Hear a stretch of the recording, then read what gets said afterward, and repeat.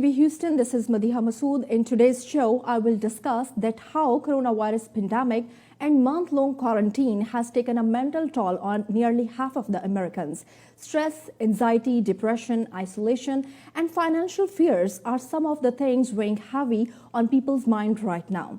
On this important issue, I would like to welcome Dr. Asim Shah to NTV. Thank you so much, Dr. Asim, for joining us. Recently, Fort Bend County Judge KP George launched Coronavirus Mental Health Task Force, and you are the chairperson. What this force is particularly going to do? Thank you, Madiha, for the invitation. This task force has three goals and objectives. First is to educate people about how to take care of their mental health.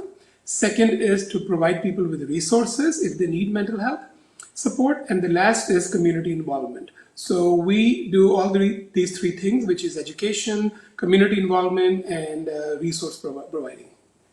Okay, I just came to know that you are also going to be the part of Mayor's task force. Can you share some details with us? Yeah, so Mayor Solicitor also created a task force, and that task force announcement actually is coming out like in the next few minutes actually. That will involve bringing back people to workforce, whether it is stress related to mental health or health or specifically anything. I will be part of that also in helping people come back to normalcy when they have to stay home for quarantine, for isolation, and now they are coming back to work. So we will be helping people to find similar things, resources, education, and some ways and means to help them in terms of coming back to work. Okay, doctor, what kind of common reactions are you witnessing in people due to COVID-19? There are numerous things we are seeing with here. First is anxiety. Anxiety is extremely common because, of course, there is a fear of unknown. So whenever there is a fear of unknown, people get anxious, people get nervous, and sometimes even panicky. And that creates another problem. So we're seeing a lot of anxiety. Anxiety this time, but we are seeing way more than normal. So that is one. The second thing we are seeing is depression. People have lost money, like you said, financial stress is there. People are unable to sleep sometimes. People worry about getting the illness. So there is a fear, anxiety, which relates to depression. So we see fear, we see anxiety, we see depression. Sometimes we see insomnia also, meaning problem with sleep. Okay.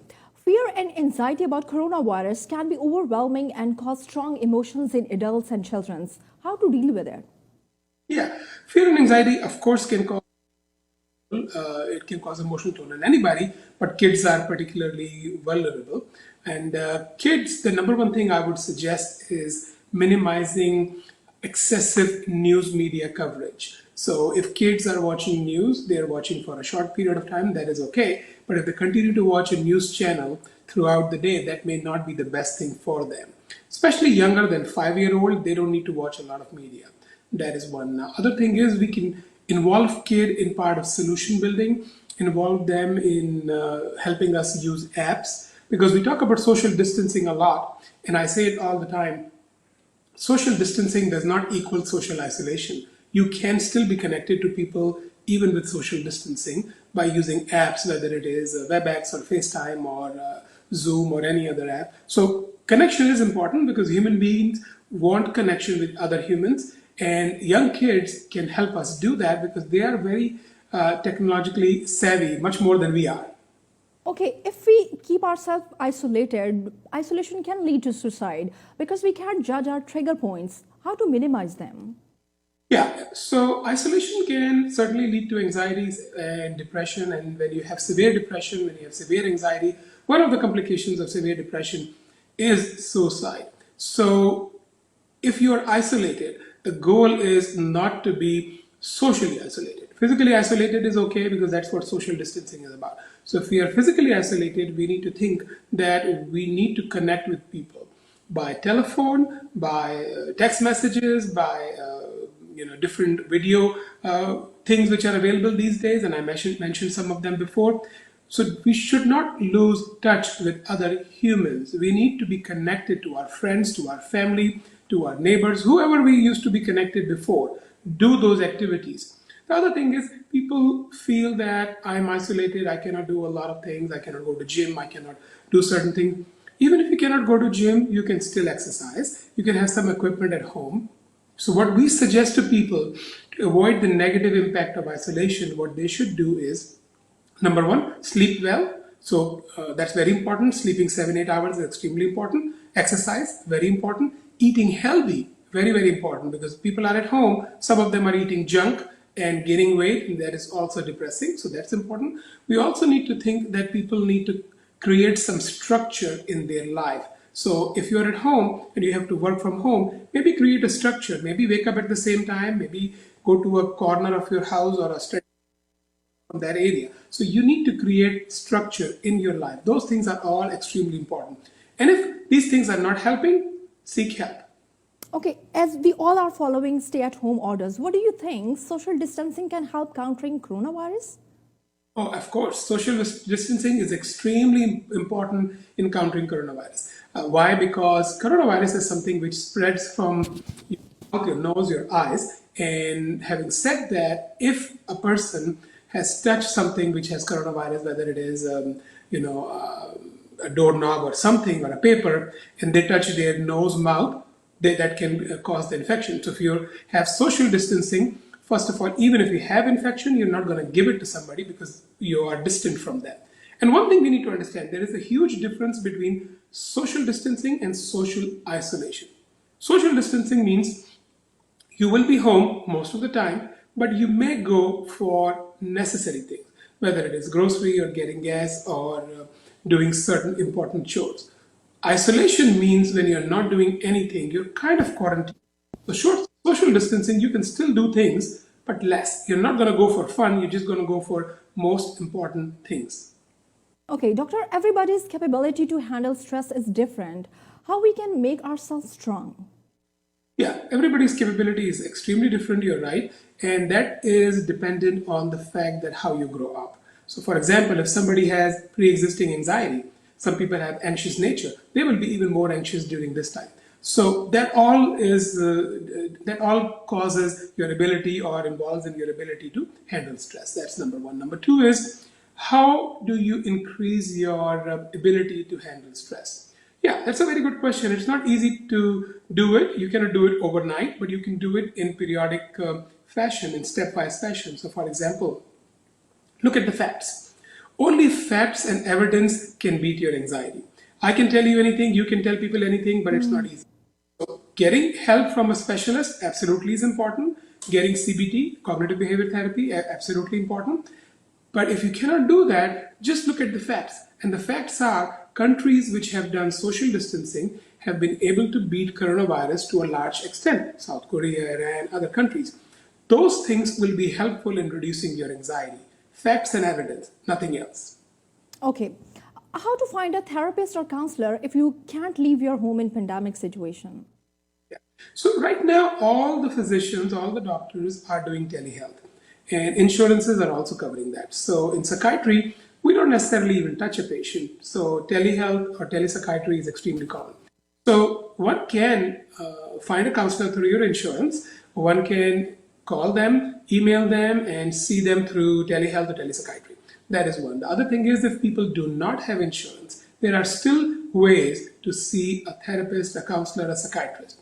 If you live in Harris County, the way is to go to Harris Center or Harris Health System. If you live in Fort Bend County, the way is to go to Texana, and they all can provide care to people who don't make enough money, who are at 100% of federal poverty level or maybe even 150% of federal poverty level. Okay, doctor, can you tell us in detail that what are the simple ways to cope up with stress? Okay. Like I mentioned before, few things are extremely important. First is sleep well. Second is eat well. Third is take good exercise or definitely do exercise. Fourth is unwind yourself, rest your mind. Other is to limit media coverage. News media coverage needs to be limited to half hour to 1 hour, no more than that.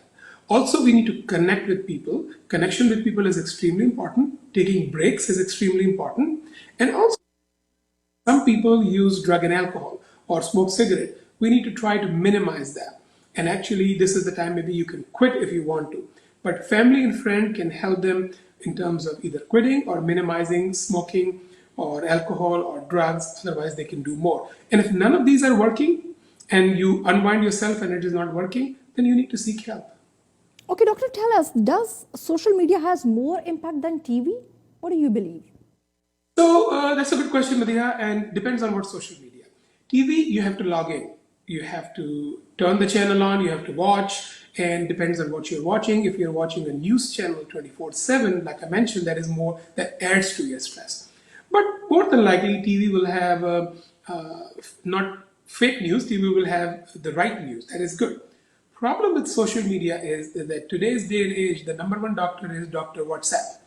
So everything is forwarded through WhatsApp, and nobody checks the authenticity of these emails or these slides or these videos or these stuff they forward, and they go from one to another to another. Half of the people may end up believing in that. That is the reason with social media is that you have a lot of information floating which has never been able to be authenticated and could be fake. So social media is more dangerous than news media. Okay, doctor, tell me an important question. If a person is very much habitual to watch TV, but at the same time he or she is sensitive too, then what to do in this case?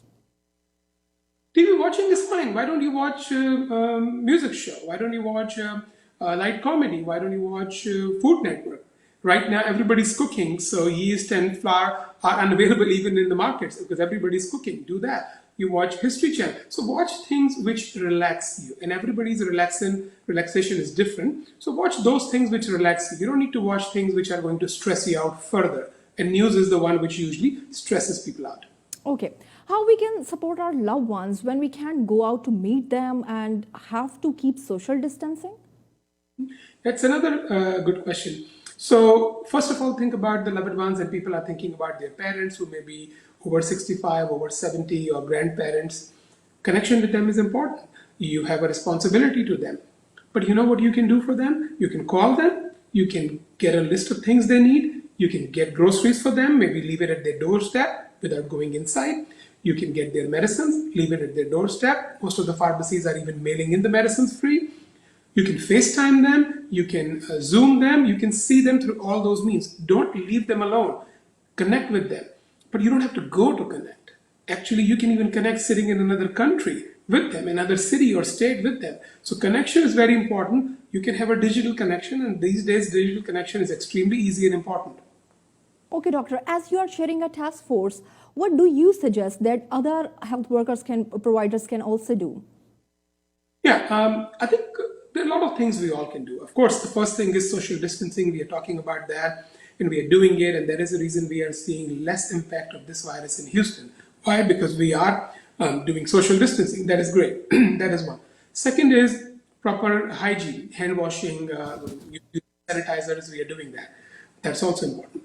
I think the biggest worry is that we may get laxed, we may get relaxed, and we may stop doing all these things.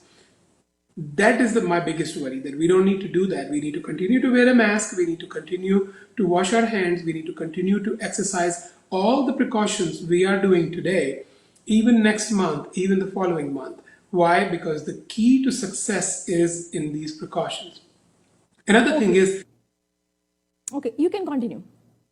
Another thing is that if you feel that you are a healthcare provider and you are stressed more, I think our families can help. When you go home, your families can help you decompress. They shouldn't be giving you added stress, and that helps a lot. So, Okay, what do you think that what kind of role can communities play? communities can play a very important role. So, a lot of things physicians advise, doctors advise. You're doing the educational thing right now. You're advising people. I'm advising people. But sometimes people may not listen to you or the doctor. Sometimes it can be clergy, which is your imams or pastors or temples leaders. They can advise. Community leaders can advise the same thing. Elders can advise the same thing. Teachers can advise the same thing. Everyone in the community who has any role can play a significant role. If we all have a constant message, same message, which is cleanliness, hygiene, social distancing, we can make a difference. And communities can really make a difference. It can be stressful to be separated from others. Do they have mixed emotions, including relief after quarantine? Yeah, that's a good question because quarantine can cause its own issues, and when you come out of quarantine, you have different issues. So when the first things you feel or see is people have guilt that I cannot perform at my work, I cannot mix with my family, I cannot hug my kids, I cannot play with my kids. That is a guilt. Now, in today's day and age, you can minimize that guilt by communicating with your family through the electronic means we talked about. Certainly, you won't be able to help them physically, I understand.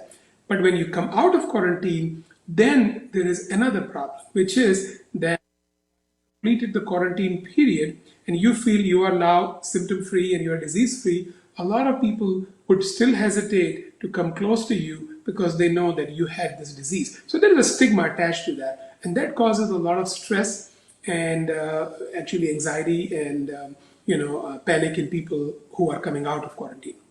Okay, what if a woman is pregnant and stress is not good for a mother and a baby? How much it can affect both? In terms of COVID 19 or coronavirus, there is no study that it can affect the fetus, but pregnancy is a stressful situation, or it is a time when women can get respiratory infections. So, that is the reason if somebody is pregnant, according to CDC guidelines, they need to be at home. They don't need to go out because we don't want them to catch COVID. Now, there is no study to show that COVID 19 will be transported through the fetus to the child or breastfeeding can cause corona. So, those are the good things. Now, the added stress for pregnant women is that not only they have to take care of themselves, they have to take care of this new child, which will be born soon, or if they have other kids at home. So, they are involved with so many people's life. That is the reason we prefer for them to stay home and avoid any exposure to corona. Okay, doctor, how to make our kids understand the seriousness of coronavirus without making them panic? Yeah. I think that's something media can do. That is something their homeschooling or those things can do. Even you can have cartoons, you can have messages via cartoons which can teach kids how to wash your hands. We can even make it a fun activity with kids and teach them, let's count, let's sing happy birthday twice and try to wash your hands. So make it a fun activity, teach them the best way for hygiene in washing hands. Don't make it a chore, make it a fun activity. If you make it a fun activity, they will be more involved with that. And then they will like it. They will even protect others. They will even remind others to wash hands. Okay, your last question for you. Harris County has issued order to wear mask onwards after Monday. So, what are your thoughts on it? I try not to be involved in politics, but my thought on that is that wearing a mask is absolutely important. We all need to wear a mask. We all need to have social distancing. So I have no problem with that, certainly. If you're talking about the fine associated with that or the jail time associated with that, that's where I would differ. I would definitely request, recommend, advise all the citizens to wear masks, to do social distancing. I wouldn't go as fining somebody or as far as putting them in jail. That's me. But again, I don't want to involve in politics. Maybe they have some reasons. But if you're asking my opinion, wearing a mask is absolutely important. Social distancing is absolutely important. But we are educated people, most of us are. We need to do it voluntarily. There shouldn't be any threat of anything like that. We should do it. And if we are not doing it, people can remind you to do it. Great. So, Legal being threat. a psychiatrist, any message for the audience? Being a psychiatrist, the only message I will give for the audience is that this is the time we all need to stay positive. Staying positive is sometimes difficult. We need to be optimistic, we need to stay positive, and we need to remember a few things. With social distancing, with hygiene, we will be able to beat coronavirus. But not only that, if we continue the social distancing, if we continue the hand hygiene, there's another threat which is coming. That is the flu. Every fall we have flu. If we continue to have social distancing and hand hygiene, hopefully this year the cases of flu would be much less than previous years. The deaths associated with flu would be much less than previous years. So we need to continue to focus on social distancing and hand hygiene and stay positive. Okay, so what do you think that how much time it will take time coronavirus how much time it will take? That's something which nobody knows, of course. As Dr. Fauci has said numerous times, it's the virus which dictates time, not us. But based on the models, hopefully Houston coronavirus should be, the cases would be minimal. May. There will still be cases, but not as bad as they have been. That is one. June may be even better. Hopefully, July, August, September would be better. Whether it comes back in fall or not, it's all up for grabs. We don't know. But if it comes back in fall, I think we need to stay positive. Why? Because if it comes back, now we know the warning signs, now we know what to do, and we will be able to do all those things. And hopefully by fall, even if it comes back, we would have, maybe we are close to a vaccine, maybe we are close to some treatments. Certain treatments like remdesivir and all are showing promise, plasma therapy is showing promise. So we will be better prepared than we are today or we were in the month of March. Okay, Doctor, China has claimed that they have introduced the vaccine. What are your thoughts on it? We have to see. We have to see the evidence. We have to see how many people they have tried and what's going on. It's very difficult to create a vaccine that quickly. On the flip side, this has started in China way earlier. December 19th last year was the date. So China is working on vaccine at least 3 months or 2 months longer than US. China doesn't have that many restrictions on these things and guidelines and regulations as US. So yeah, they will be able to perhaps find a vaccine quicker than US because US started working on it in March or maybe late February, and we have more regulations, although some are less, but still we have regulations. So China may be a little ahead. Whether they have a vaccine or not, we will have to see. Okay, doctor, how we can differentiate the common flu and this particular coronavirus flu, because a single sneeze make us scared these days? Yeah. So first thing to differentiate between the two is common flu, or what we call flu, and coronavirus, which we call COVID-19. Coronavirus has been there since 1970s. MRSA was, coronavirus, H1N1 and other. There were a lot of coronaviruses before. This strain of coronavirus called COVID-19 were discovered in 2019, hence the name COVID-19. This strain is very different from others. Why? If you think about the contagious factor of flu, the contagious factor of flu is usually about 1.2 R0 factor. R0 factor is the factor which is used to assess the contagiousness of a disease. So flu has a contagious factor of 1.2. As opposed to flu, coronavirus has a contagious factor of 3.6 to even 4.2, and some people even say up to 6. So think about it. It is 3 to 4, maybe even 5 times more contagious to flu. So that is the huge and main difference between the two, that coronavirus is way more contagious than regular flu. You can compare the contagiousness of coronavirus with maybe chickenpox, with maybe measles. And now we don't talk about them because we have a vaccine. Hopefully when we have a vaccine of coronavirus, nobody will talk about it. One. Second thing is, flu usually does not cause, if you think about it, GI symptoms. Coronavirus sometimes does. Fever is different in flu, nasal symptoms are different, and cough is more prominent in coronavirus. It is a new cough, new onset cough, and it is a dry cough. But most important differentiation is the contagious factor. Okay, what if a person is diagnosed with coronavirus? What instant precautions he should take? So the guidelines continue to change. CDC has changed the guidelines numerous times and they continue to change. The current guidelines are that if a person is exposed to a person with COVID-19, meaning if your spouse has COVID-19, of course the spouse needs to be isolated in quarantine, but you as a person who has been in close contact with that person, you need to wear a face mask, and you can do everything actually. You need to just wear a face mask all the time when you go out, and you can carry on with your activities. You need to avoid high-risk population, which is pregnant women, immunocompromised people, people with diabetes, people with cardiovascular disease, people with moderate and severe asthma, and elderly people, people who are over 65. Second thing is, if you are diagnosed with COVID-19, the quarantine guidelines have also changed. And the current quarantine guidelines are that you need to be in quarantine from the day you are diagnosed with COVID-19 till 10 days, for the next 10 days. Or you could be in quarantine 3 days after your fever, shortness of breath, or cough is gone, whichever is longer. So it's no more 2 weeks as we used to say. It is 10 days from the first day of start, or 3 days after resolution of symptoms. So people can go to work even if they were exposed to a person who was positive with COVID-19, but they have to wear a mask.